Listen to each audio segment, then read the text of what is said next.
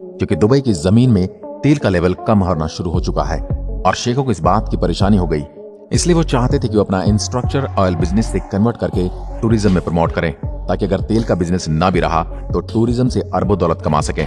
इसलिए crown Prince Mohammad बिन राशिद मखदूम ने 14,000 करोड़ रुपए का एक प्रोजेक्ट सोचा। हर साल दुबई में 50 लाख टूरिस्ट घूमने फिरने आते हैं, जिसे वो बढ़ाकर 1.5 करोड़ कर देना चाहते थे। लेकिन इसमें दिक्कत ये आई कि दुबई बहुत छोटा शहर था।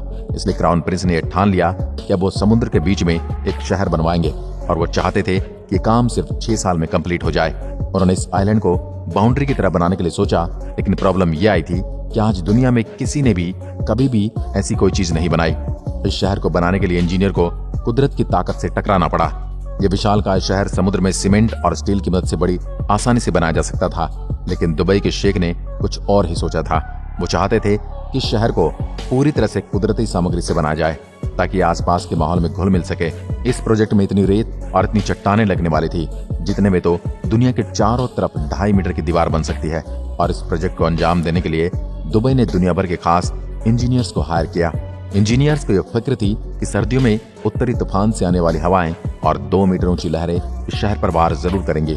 सभी जांच पड़ताल के बाद इंजीनियर्स ने हिसाब लगाया कि उन खतरनाक लहरों से बचने के लिए उन लहरों से करीब 3 मीटर ऊंची और 11 मीटर लंबी दीवार बनानी चाहिए। समुद्र में दीवार खड़ी करने के लिए करोड़ों रुपए के 3 जॉर्जर्स मंगाए गए, जो कि समुद्र में रेत लाकर डालते जा रहे थे। अब समुद्र में रेत का थमे रहना आसान नहीं था, इसलिए रेत को थामे रखने के लिए इसमें 6-6 टन के पत्थर डाले गए।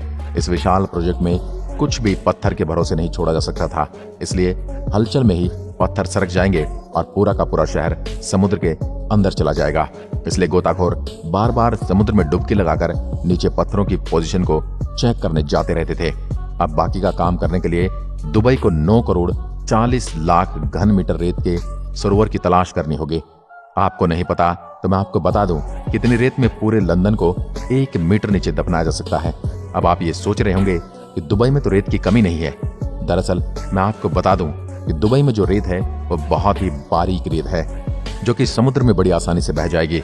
इसलिए इंजीनियर मोटे कणों वाले रेत को ढूंढने में लग गए। इंजीनियर्स को पूरे 6 समुद्री मील दूर सागर तल में मिली रेत को पाइप के जरिए 6 मीटर प्रति सेकंड के हिसाब से समुद्र में छिड़कना शुरू कर दिया। अब काम तो ठीक से चल रहा था, लेकिन इंजीनियर्स को शक था कि क्या उनका ये आइलैंड ठीक डिजाइन से बन रहा है। लेकिन दुबई के पास इसका शक दूर करने का उपाय 606 किलोमीटर पर अंतरिक्ष में था। दुबई ने अपने भेजे जीपीएस सैटेलाइट के जरिए ऊपर से ही प्रोजेक्ट को मापना शुरू कर दिया, ताकि प्रोजेक्ट का डिजाइन ठीक तरह से बन रहा है या नहीं। और इस तरह प्रिंस दुबई भी अपने इस ड्रीम प्रोजेक्ट पर घर बैठे ही नजर रख सकते थे। अब प्रोजेक्ट तो खत्म होने के कगार पर था, लेकिन ऐसे प्रोजेक्ट में जब काम खत्म हो जाता है तभी कोई ना कोई प्रॉब्लम जरूर खड़ी होती है। दरअसल उन्होंने देखा कि समुद्र का पानी योजना अनुसार द्वीपों के चारों तरफ नहीं घूम रहा है। लोगों ने इस आइलैंड के छोटे से हिस्से के लिए भी लाखों डॉलर खर्च किए थे, और अगर ठहरे हुए पानी को तो वो बिल्कुल बर्दाश्त नहीं करेंगे। इस समस्या का समाधान इंजीनियर्स को जल्द ही ढूंढना होगा। इसका सॉल्यूशन इंजीनियर ने ये निकाला कि वो दीवार के अंदर 2 छेद करेंगे, तो इन होल्स में से ताजा पानी बहकर चारों तरफ फैल जाएगा, और दूसरी तरफ भी ऐसा ही होल करना होगा ताकि पानी बाहर निकल सके।